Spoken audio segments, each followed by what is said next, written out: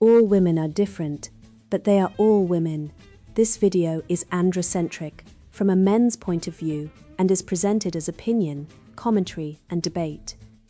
Expressing opinions is not violence. These are ideas to challenge, question, and argue in public, because classical liberalism relies on the First Amendment for its dialectic. If you are a feminist, then consider this. If patriarchy truly existed as claimed, feminism could not. And if all men are trash and women are equal to men, then what are we to conclude? Women will die for their children, men will die for their wives and children, and God chose to die for all mankind. Authority rolls up with responsibility. If this framing of facts offends you, click off to a cute cat video. Proceeding further will expose you to gamma bias and criticism directed at ideas, claims, institutions, not at any individual's virtue or dignity. Our method follows the 7 liberal arts: the trivium, grammar, logic, rhetoric, and the quadrivium, arithmetic, geometry, music, and astronomy. If this framework is not for you, feel free to exit now. It's no disgrace. Women are wonderful. God bless America. Men are great. Women who hate men. The extremism everybody is talking about. Written by Connie Riker. Available now. Links in description. The Red Pill is a razor. How feminine deception, financial traps, and legal sabotage are destroying men, and why the West can only be saved by truth, Christ, and the trivium. You know that feeling when you're standing in a supermarket, holding 2 identical bottles, one says organic, the other doesn't, and you realize the organic one costs twice as much, but both come from the same factory? That's modern dating. Women hand you the organic empathy bottle, wrapped in vegan leather and TikTok tears, while quietly slipping the real product into your cart. Exploitation, emotional labor, and financial testing, all labeled equality. I once watched a woman forget her wallet at a cafe, bat her eyes, and say, "Oops, I'm so clumsy." Meanwhile, her Instagram story updated. When he pays like it's nothing, that's not clumsiness, that's a field test. And if you paid without question, congratulations, you just passed as a beta provider in her hypergamous software update. The truth is, men aren't broken. The system is. It's rigged like a rigged boxing match where you're blindfolded, tied to the ropes and told fight fair. In family court, a man without legal aid has less chance than a snowball in a furnace. 97% of restraining orders are issued against men, even when the violence is mutual or imaginary. In the UK, Darren Osborne spent 8 months in prison. No trial, no defense, just a woman's word and a feminist judge's nod. When he was finally exonerated, no one apologized, no headlines, just silence. Because the machinery doesn't care about truth, it runs on narrative, and the narrative is, men are guilty until proven disposable. And don't get me started on the so-called skeptics like Dawkins, who preach reason while crusading to erase the very foundation of Western reason, Christianity. They'll mock the resurrection but kneel before the latest gender ideology like peasants before a witch doctor. You think secularism is freedom? It's a Trojan horse. The moment the cross came down from the courtroom, the hijab went up, replaced not with neutrality, but with a new dogma. One that hates masculinity, mocks fatherhood, and turns men into ATM machines with anxiety disorders. Suicide rates in men have skyrocketed as churches emptied. Coincidence? No. Causation. The West wasn't built on feelings. It was built on the logos, the divine reason, the masculine spine of reality. Tear that out, and what's left? A nation of gelded boys scrolling TikTok, wondering why they feel nothing. The razor of truth, seeing through the fog of feminine deception. A study published in Evolution and Human Behavior in 2004 found that women are significantly more likely than men to use indirect aggression, gossip, social exclusion, reputation damage as a competitive strategy, especially in mating contexts. This isn't opinion, it's data. And if you've ever been quietly destroyed by a woman's whisper network while some beta male stood by nodding like a trained poodle, you've lived it. I did. At a college mixer, a woman I barely knew turned to a circle of girls and said, He thinks women should stay home and raise kids, a complete fabrication. No such conversation happened. But within minutes, I was treated like a leper. Why? Because she tested the room and the men in it. She wanted to see who would challenge her narrative. No one did.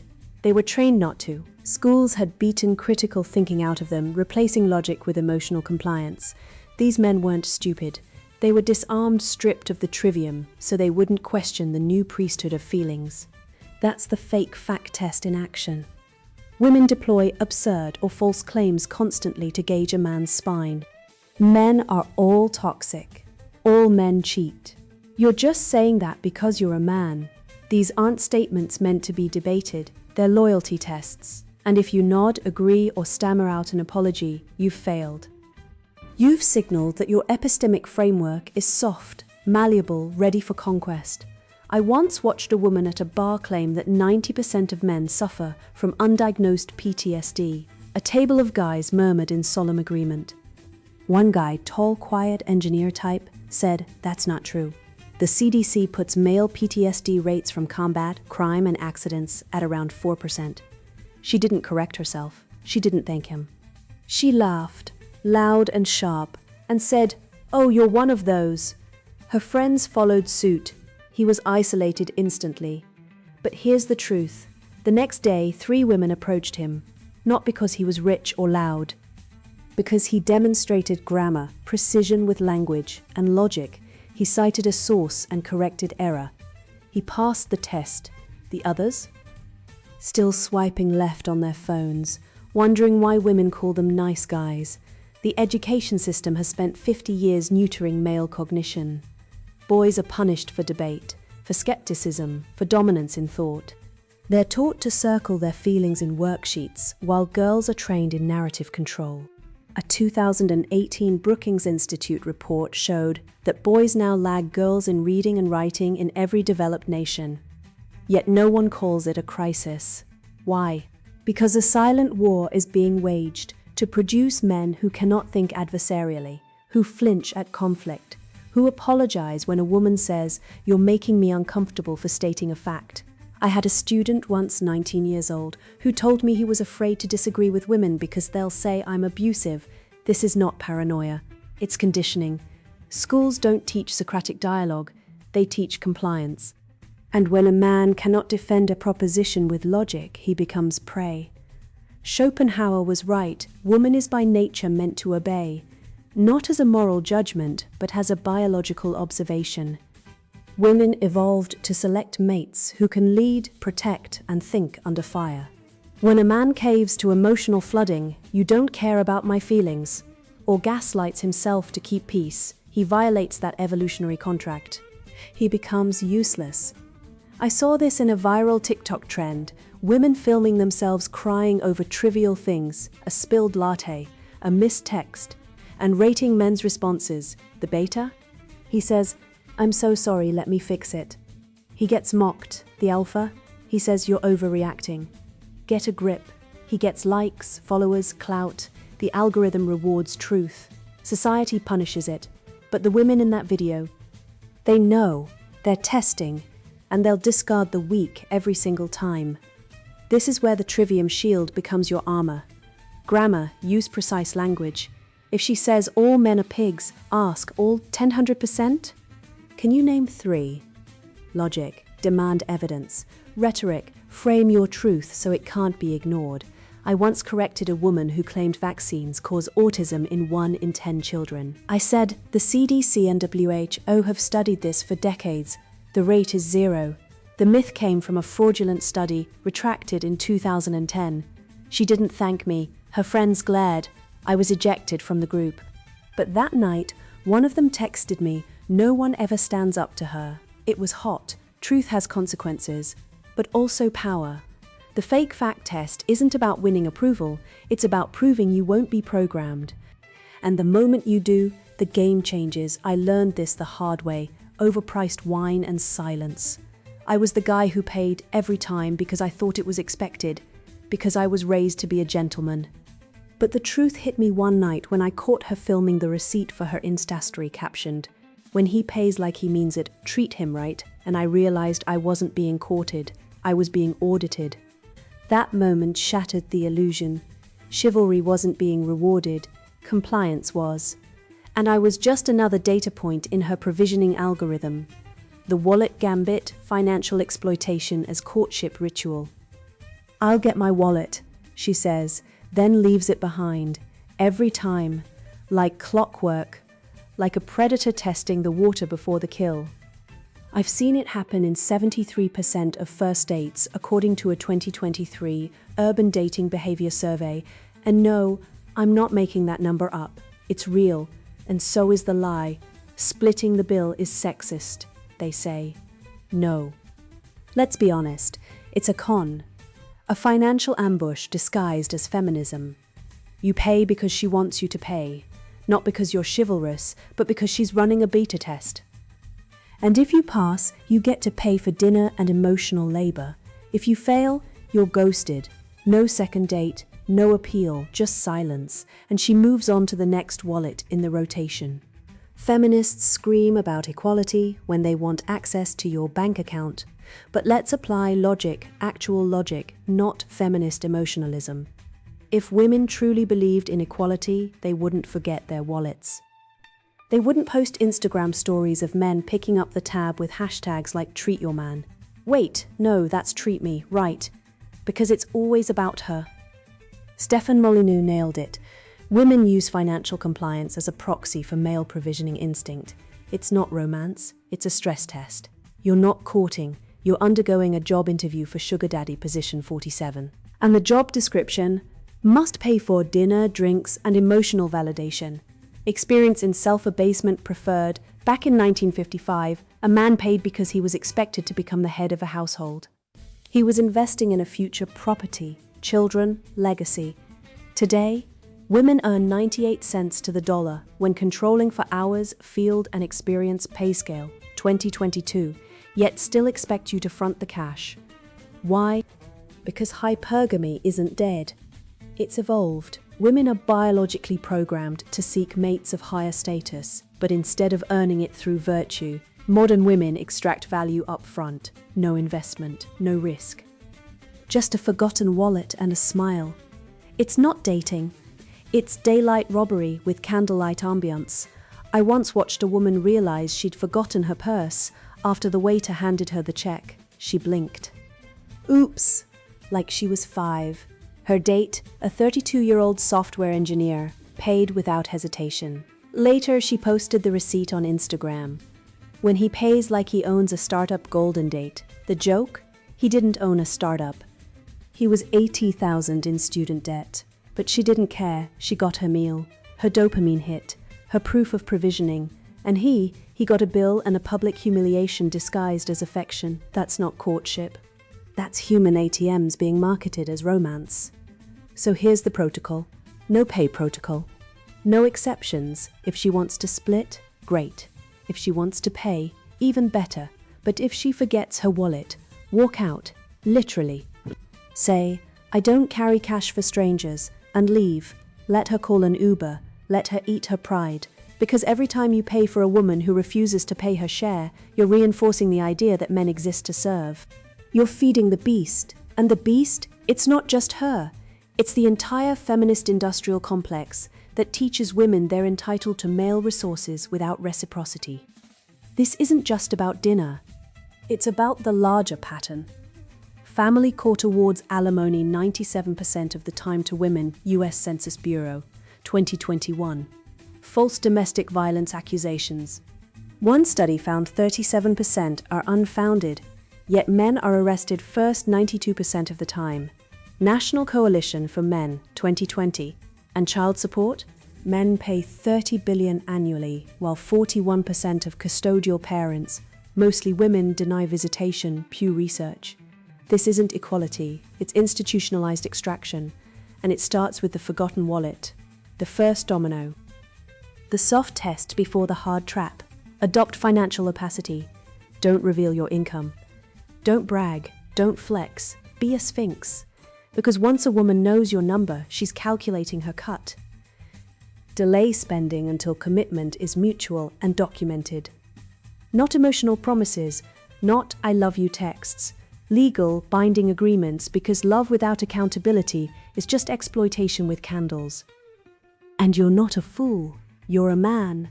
And men built civilizations, not spreadsheets for female consumption. So next time she forgets her wallet, smile. Say, "Funny, my wallet forgot me too." Then walk out. Let her learn the cost of her own meal. And when she calls you cheap, tell her the truth. No. I'm just not stupid.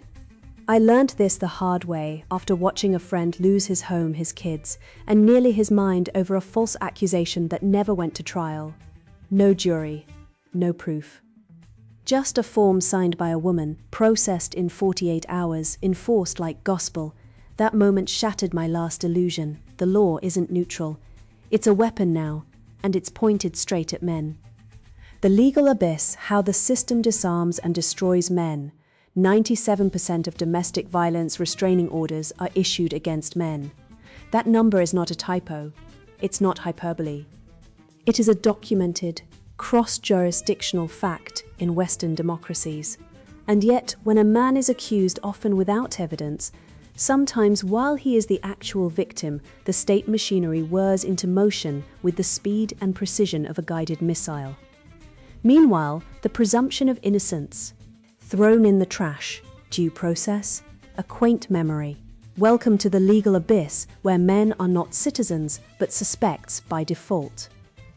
I once watched a man, call him James, lose his home, his children and his sanity because his ex-wife claimed he was abusive. She said it in a whisper during a custody hearing. No witnesses, no bruises, no police report. Just one sentence, delivered with a single tear, and the judge nodded like a man fulfilling a sacred duty. James was ordered out of the house that day, denied access to his kids, forced into therapy for anger he didn't have. The court didn't care that James had photos of her throwing dishes at him, didn't care that neighbors heard her screaming threats, didn't care because the dogma is clear: believe all women. That phrase isn't justice. It's a judicial coup. It suspends logic, overrides evidence, and replaces law with ideology. It treats accusation as conviction, and men as guilty until proven dead inside. This isn't just bias. It's systemic feminization of the state. Bureaucrats, judges, social workers, they don't see men as fathers, providers, or protectors. They see us as risks, as potential abusers, as walking red flags. The law, once a shield forged in the fires of Magna Carta and habeas corpus, now functions as a weapon aimed squarely at the male pelvis. Think I'm exaggerating? Then explain why men without legal representation in custody battles win less than 10% of the time. Meanwhile, women get state-funded lawyers, victim support, counseling and housing, often before any trial occurs. Men, we get a public defender who's overworked, underfunded, and trained to see us as deadbeats. The system isn't broken. It's working exactly as designed, to disempower men and redistribute power to women by legal fiat. Take Darren Osborne, a real man in the UK. His ex-partner accused him of assault. No evidence, no injuries, but the state believed her. He was denied legal aid, locked up for months, lost his job, his reputation. His freedom, all before a single courtroom hearing. Eventually, the truth came out. She'd lied. The charges were dropped, but the state didn't apologize, didn't compensate him, didn't charge her with perjury. Because in this inverted world, false accusations aren't crimes. They're survivor courage, and men were just collateral damage in the war on masculinity. We're told the West was built on reason, justice, and the rule of law. But walk into any family court and you'll find the opposite. Emotion rules, ideology trumps evidence, and the burden of proof has been replaced by the burden of compliance. You want your kids back? Sign the agreement. Admit fault. Pay more, apologize, humiliate yourself. That's the real test of fatherhood today, not love, not presence, not sacrifice, but how much you'll kneel. The common law tradition that protected men from arbitrary power now protects women from accountability. The scales aren't balanced, they're welded to the floor on the female side. And let's talk about Canada's Gender-Based Analysis Plus, GBA Plus. It's not just a policy, it's a Trojan horse. A bureaucratic mandate that requires every law, every funding decision, every court protocol to be filtered through a feminist lens, which means if it helps women, it's good. If it helps men, it's suspect. This isn't equality. It's state-enforced gynocentrism. It assumes women are perpetual victims and men are perpetual threats. And it's spreading quietly, efficiently, like mold in the walls of democracy. Feminist NGOs train judges. They write custody guidelines. They lobby for laws that criminalize male behavior while excusing female violence. When a woman attacks her partner, it's self-defense, even if he never touched her. When a man defends himself, it's escalation. When a woman lies to get a restraining order, it's survival. When a man fights back legally, he's litigious. The playbook is identical to cultural Marxism: invert hierarchies, pathologize masculinity, and control the narrative. And it works because most men still believe the system is fair. That if they work hard, obey the rules, and love their families, they'll be treated justly. That belief is the trap. It's what gets you stripped, shamed, and silenced. So what do? First, document everything. Texts, emails, voicemails, witnesses. Assume your partner could weaponize the law at any moment. Second, avoid marriage like a plague. It's not a sacrament anymore, it's a legal ambush. If you must marry, sign a prenup that would make a mob boss blush. Third, build a male legal defense network, right now. Not a petition, not a hashtag. A real, funded, strategic organization that provides emergency legal aid, rapid response teams, and public exposure when men are falsely accused. Model it on the female-only legal funds that already exist. Because equality only matters when it's enforced symmetrically. The West wasn't destroyed by barbarians at the gate. It's being hollowed out from within by bureaucrats, ideologues, and a legal system that treats men like hazards instead of human beings. But we are not powerless. We are the sons of warriors, philosophers, and builders. We still know truth when we see it, and the truth is this: a civilization that punishes innocence, rewards deception, and fears its own fathers is already dead. It just hasn't stopped twitching yet. The fight isn't for alimony or visitation. It's for the soul of the West. And if we don't stand now, no one will. I was raised in a world that told me faith was optional, that God was a crutch, and that reason stood alone, until I watched that courtroom where both collapsed into farce. That day, I realized, without the cross, law becomes weaponized sentiment, justice a gendered quota, and men are either emasculated or erased. There is no neutral ground, only the altar you serve, whether you know it or not. And right now, the West kneels not to Christ, but to a false goddess of equality that demands blood sacrifices from boys and men who dare to speak truth. The war on Christ: why secularism is spiritual suicide. He who has a why to live can bear almost any how. Nietzsche. Let me tell you why we're all going to hell. We stopped believing in the why. I was in a courtroom last year. Yes, I was on trial, not for murder or theft, but for quoting scripture online.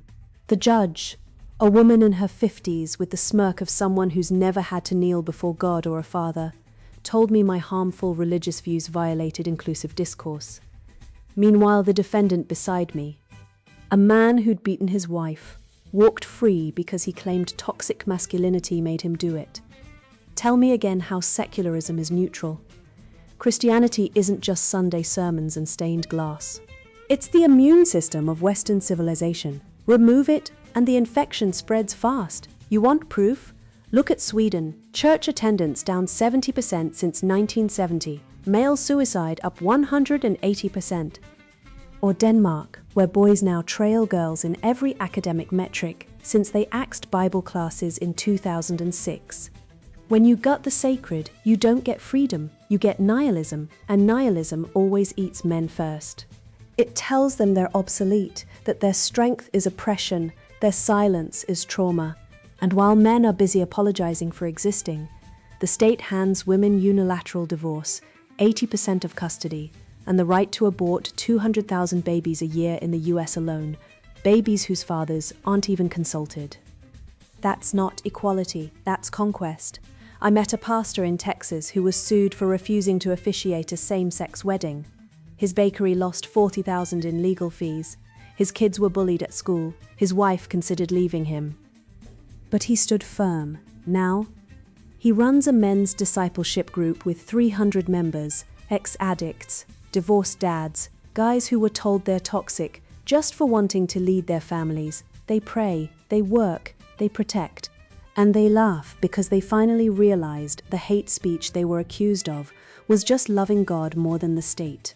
New atheists like Dawkins and Harris, don't be fooled, they're not skeptics. They're priests of a new religion, secular humanism with dogma as rigid as any medieval inquisitor. They'll mock your belief in Christ but kneel before gender ideology like it's the second coming. Harris calls religious faith the mother of all lies, yet he defends the right of men to self-identify as women and use women's bathrooms. Try telling him that's not a faith-based claim. It's pure Gnosticism. The body is evil, the mind is God, and truth is whatever feels liberating. And who benefits?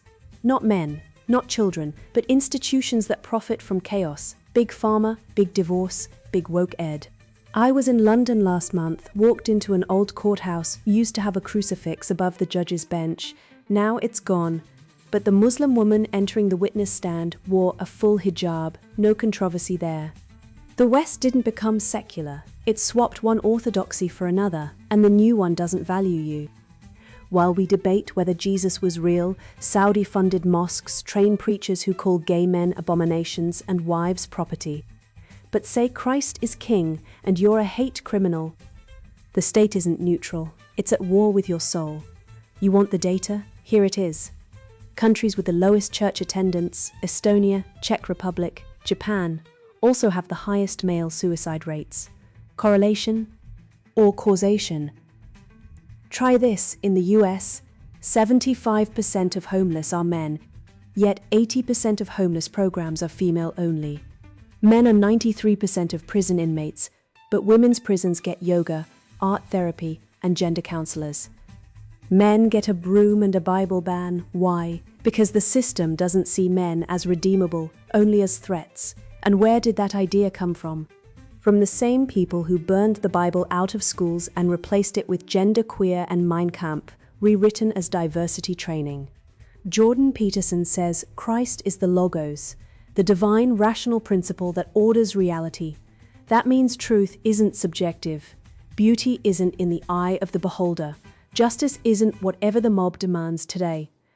Christ is the ground of logic itself. Remove him and you're left with power, naked, brutal, unchecked. That's why schools teach kids that biology is a social construct, but never question the construct of equity.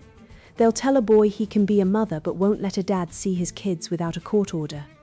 The emperor has no clothes, and worse, he's charging admission. I know a man in Ohio, a welder, who started reading the Bible with his sons every night. No fanfare, no sermons, just Genesis to Revelation, one chapter at a time. His ex-wife tried to use it against him in court. He's indoctrinating them, but the judge, for once, laughed.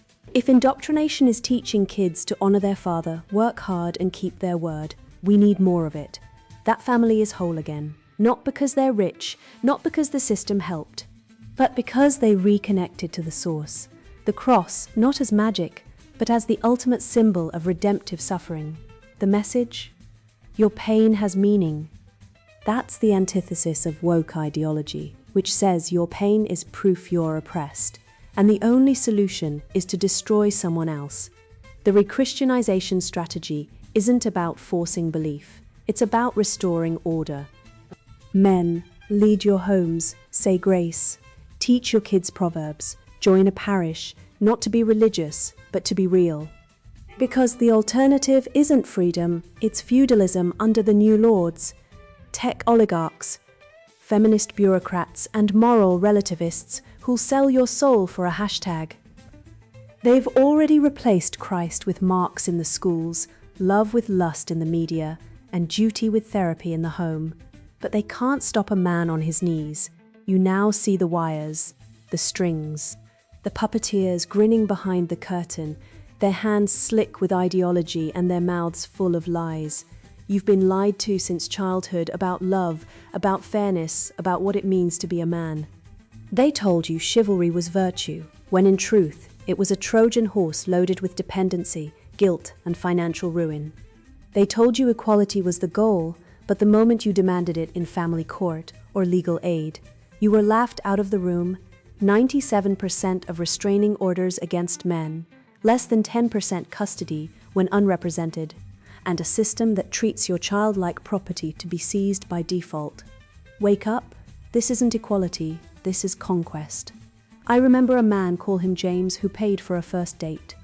She forgot her wallet, he said, shrugging. 2 weeks later, she posted screenshots demanding he pay emotional damages for not investing enough. That's not romance, that's racketeering with eyeliner. And don't get me started on the 50% of modern marriages ending in divorce, while abortion rates exceed live births in major Western cities. Women aborting 92% of Down syndrome pregnancies, not because of hardship, but eugenics dressed up as choice. The womb has become a kill box and the courtroom a trap. You're not being unfair by refusing to pay, marry, or trust. You're being rational. You're surviving. They say men are the problem, but who built the hospitals? Who laid the railroads? Who died in the trenches so you could click "I agree" on a feminist app? Not women. Women didn't storm Normandy. They didn't invent the steam engine. They weren't the ones holding the line while civilization burned, and now they tell you masculinity is toxic. That's like the barn accusing the ox of being too strong. The truth is this: civilization is a masculine achievement. And when you neuter the bull, the field goes unplowed. The lights go out, the wolves come in, so here's your power back. Don't pay, don't marry, don't confess. Document everything. Speak only in facts. Laugh in the face of hysteria. When a woman says all men are trash, reply, statistically, 40% of children in the UK are born to single mothers, so which trash are we talking about? Crush narrative with data. They hate that. They can't gaslight a spreadsheet. You are not broken. You are not toxic. You are the last sane man in a world that worships chaos. Carry this truth like a sword. Share it like contraband. Because the red pill isn't just knowledge, it's immunity. And you're now immune. And now the sponsored book introduction, Women Who Hate Men, the extremism everybody is talking about. I remember the first time a man told me to smile. Right there on the street, like my face was public property he could demand joy from. That simmering rage you feel, that's not anger, sister. It's clarity. It's seeing the rotten core of a world built on stolen labor, silenced screams, and endless male entitlement. They call us extremists for wanting to breathe free air, for daring to imagine a world where we aren't the afterthought. They're terrified good. They should be. This book isn't a polite discussion. It's a war manual for survival. It's for every woman who's been gaslit into thinking her fury is unreasonable, who's been told her justified contempt is hate. If you've ever felt the suffocating weight of patriarchy, the constant demand to shrink yourself to make men comfortable, this is your lifeline. If you're still clinging to the naive hope that men can be reformed or that equality under this system is possible, put this book down. Go bake cookies, knit a sweater. This isn't for the faint-hearted or the male apologists. This is for warriors ready to dismantle the whole damn structure. Inside, you'll learn the real tools. We dissect the lie that men built civilization. They just stole credit for ours. We expose masculinity not as strength, but as the mental illness rotting society from within. Master the art of strategic victimhood, make his silence scream guilt and his words prove oppression. Understand why abortion is our sacred right, a holy rebellion against their control over our bodies. We detail financial castration, taking back what they owe us, stripping their power dollar by dollar. See how the family courts are already our weapons, ready to be fully deployed as patriarchy execution chambers. We crack open the double-bind doctrine, how they demand strength, then call it toxicity. Demand vulnerability, then call it weakness. They are trapped. We are not. We'll rewrite history matriarchally, expose the medical misandry that ignores male-caused suffering, and lay out the corporate castration strategies. This is the blueprint for the sisterhood of spite to replace them in every institution, from the boardroom to the battlefield. We embrace the reproductive revolution and plan the cultural cleansing needed for true female supremacy. Reading this changes everything. It arms you with the unvarnished truth and the ruthless tactics to fight back. You'll stop begging for scraps from their table and start building our own kingdom. You'll see the path to a world where women rule absolutely, where the very concept of male authority is dust. If that vision doesn't ignite your soul, if you flinch at the necessary steps outlined in chapters like Satanic Sisterhood Rituals or The Final Solution, walk away now. This is for the true believers ready to dance on patriarchy's ashes. Buy it, read it, fight. Your liberation demands nothing less. Your hatred isn't extremism, it's the only sane response. Our time is now. Women Who Hate Men. The extremism everybody is talking about. Written by Connie Riker. Buy now. Links in description.